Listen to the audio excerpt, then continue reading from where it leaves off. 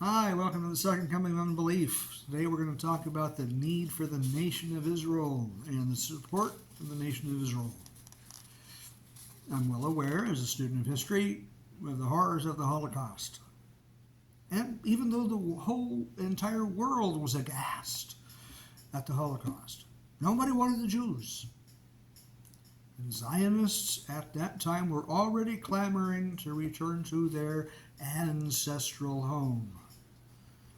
So Britain, who was in control of the area at that time, carved out a place in Transjordan, called it Palestine, and carved that up into two pieces, and called one Israel. Please correct my history if I'm wrong.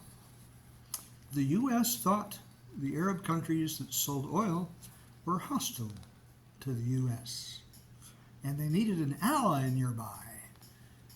So the U.S. has been supporting Israel ever since. Why not just work on making some allies out of the Arabs, eh? Then, in the late 70s, Jerry Falwell Sr. and Paul Weyrich needed support for their hatreds of blacks and browns. That's a topic for a completely other video. So Falwell and Weyrich urged the evangelicals to support Israel so that Armageddon will happen, so that Jesus can come back, or the rapture will happen.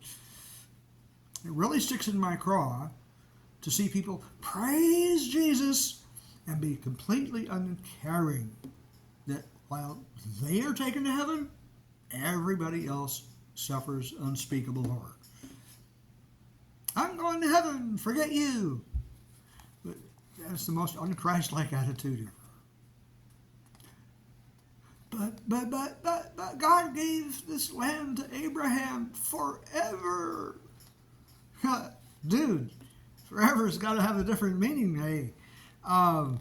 Joseph and all the Jews left for Egypt for 400 years.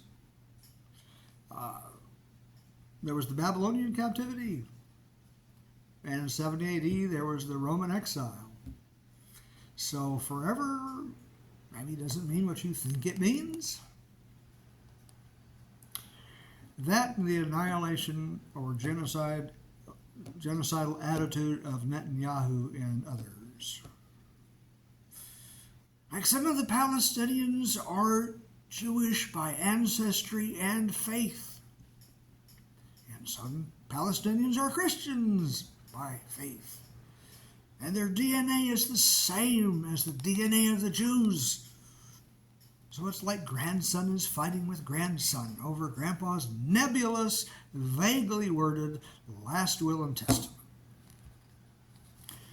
If you care to look it up, evangelicals, Christians, are a bigger financial supporter of the government of Israel than even the U.S. government.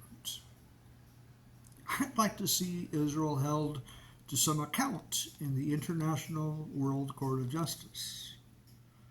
Mothers taking children to school, or mothers shopping for what few groceries are left available in the stores, shouldn't have to worry about getting shot. And Palestinian children shouldn't be dying of malnutrition. And that's where I'm going to stop. Thank you for watching The Second Coming of Unbelief.